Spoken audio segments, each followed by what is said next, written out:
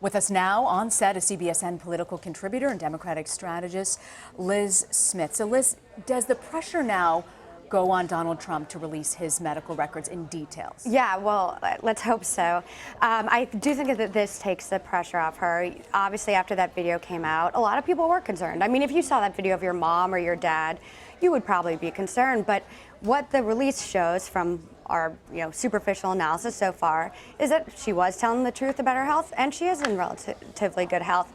And that's in big contrast to Donald Trump, who today we learned is technically obese and not the healthiest person to ever run for president in history, as his doctor said. Now, while the Clinton campaign will paint this as, look, I'm fine, I'm fit to run, what this really has exposed is this aura of secrecy that Hillary Clinton has had, not just in this campaign, but her entire time in public office and even before. How much do you think the release of this information, how far do you think it will go to remove some of that? Because it's now almost baked into people's preconceived notions of her.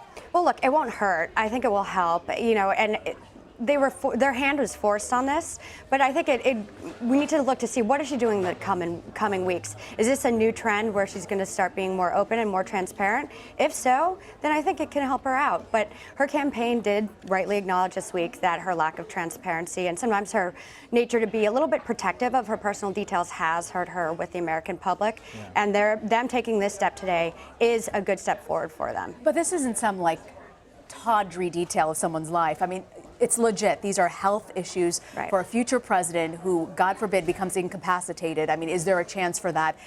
So the question has been, we still don't know what happened after 2012 with a concussion. Are there still issues that she's battling with? We know her doctor last year said she suffers from blood clots. There's still a lot we don't know about her. Is this enough? I think it's enough. Look, she's now put out the same amount of information that Mitt Romney did in 2012, that Barack Obama did in 2008.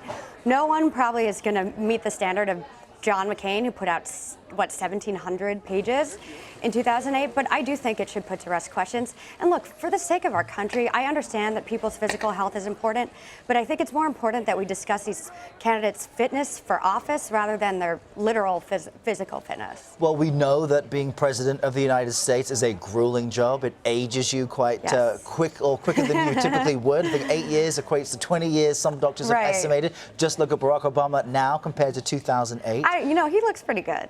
I think he looks pretty good, but yeah. But, the president has the weight of the world on their shoulders. What do you make, and I know you're a Democratic strategist, but what do you make of Donald Trump's campaign missteps in almost stepping over themselves and trying to get information out? They tried to preview today as a day that we would get some kind of definitive record. Instead, he goes on a program like Dr. Oz, not the most reputable doctor in the country, and kind of polls the audience. Should I release some information? Then pulls it out of his pocket. And we still don't know exactly what is in those documents. What do you make of that? Well, it's funny you bring it up, because his release today did seem a little bit like an episode of a reality show. He is on Dr. Oz's show, and we do know that Dr. Oz is someone who has been criticized repeatedly for pushing fraudulent medical products for his own personal financial gain. So look, this is not the first time that the right hand hasn't been coordinated with the left hand on the Trump campaign, and clearly they do still have internal communications issues. Look, we have to see what he puts out tomorrow, if it's more extensive than what he put out for Dr. Oz, but I think we'll all be better off once this issue is put to bed and we can get back to talking about, the real issues. But don't you think it is fair with candidates who are 68 and 70 respectively to be analyzed not just on their views and their policies, but their physical fitness? This is a very physically and mentally demanding and grueling job. Absolutely do. I absolutely do think it's fair. And look, she's put out now more information than Donald Trump has. And as you said, this was a big question for John McCain in 2008, and he went above and beyond. But she's someone who has been campaigning for president for, a year and a half now, which is super grueling. She was Secretary of State. That took her all over the world. So we know that she's up to the job of handling, she's up to the task of handling a grueling job and a grueling schedule. And I think this release today was a good step forward for her. I want to bring in our chief medical correspondent, Dr. Jon LaPook, who's on the phone actually from vacation. Dr. LaPook, thank you for joining us and for taking a look at these medical records. Anything that's sort of red flag to you from your reading of this? No red flags. Whatever would be the opposite of red flags. I'm actually quite, I'm reassured by this. Boy, it's nice to have information, isn't it? So a bunch of the questions that I had were, for example, how do we know she had pneumonia? Well, now we know she had a CAT scan. What was the size of the pneumonia? It was felt to be a small right middle lobe pneumonia. So that's that's much better than if a lot of the lung was involved. They felt that it was bacterial. I'm not quite sure how they knew that, whether there was a culture, but she was given Levocrin, which is an antibiotic, which is a very powerful antibiotic. Does have some side effects, including the fact that it can interact with Coumadin, which she is on, and actually increase the ability of Coumadin to thin the blood. So I'm sure they're all over that and following that. One thing that I had a question about for a while was, what did her CAT scan of her brain show?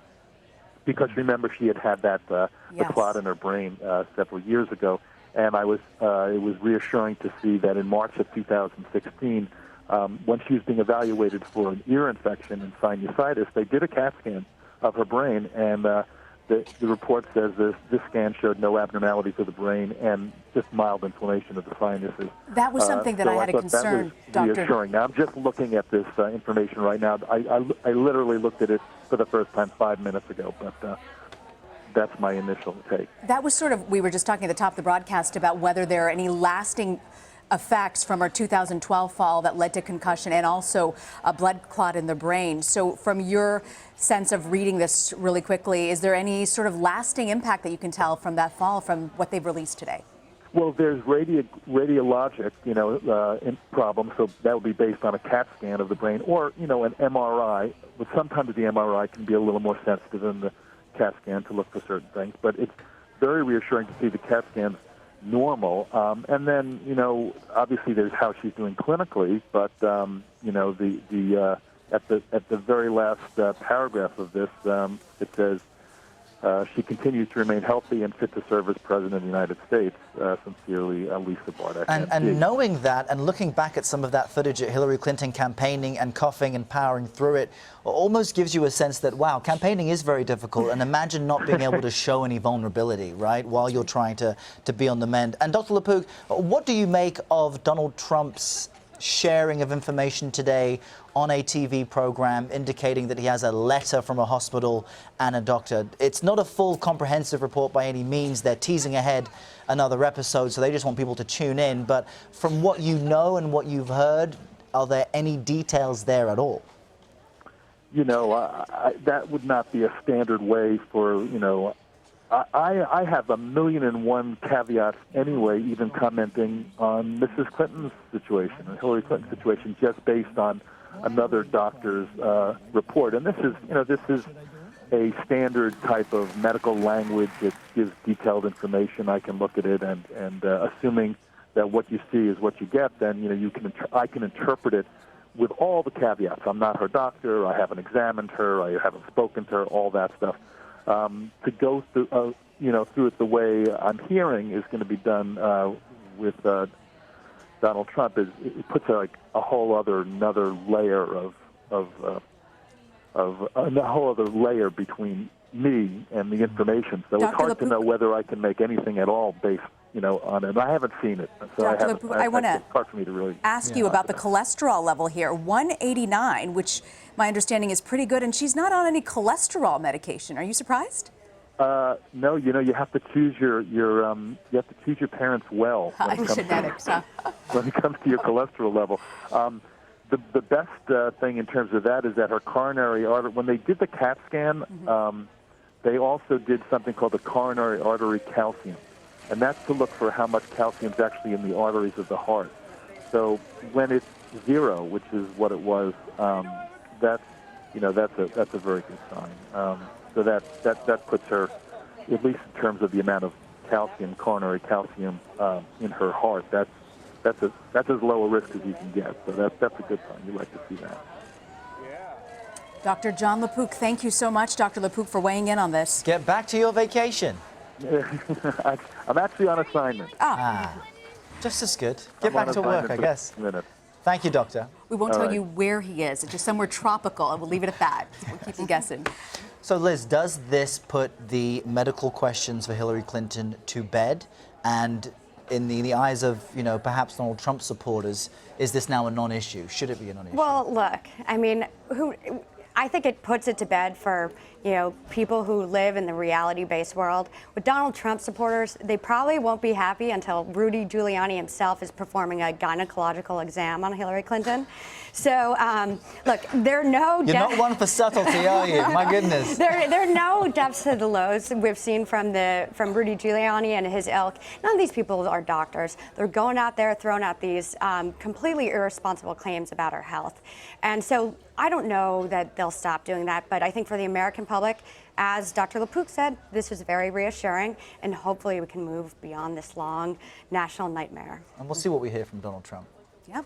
Lis Smith, CBSN political contributor and Democratic strategist, thank you for joining us. Thank you.